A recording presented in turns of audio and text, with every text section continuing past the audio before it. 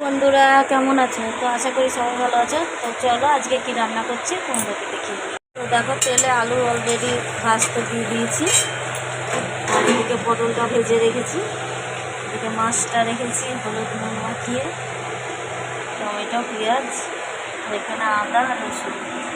দেখো তেলটাই পাঁচফোড়ন দিয়ে দেবো। তো ভাজা এই যে পটল আলুটা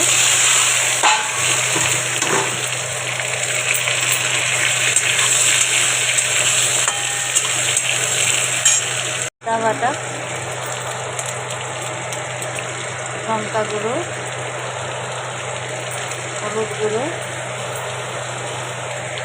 জিরের গুঁড়ো,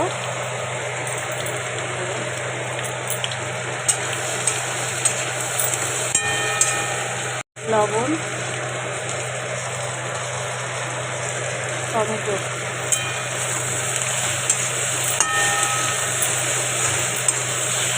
ঠিক আছে, কষানোটা হয়ে গেছে, জলটা দিয়ে দেবো।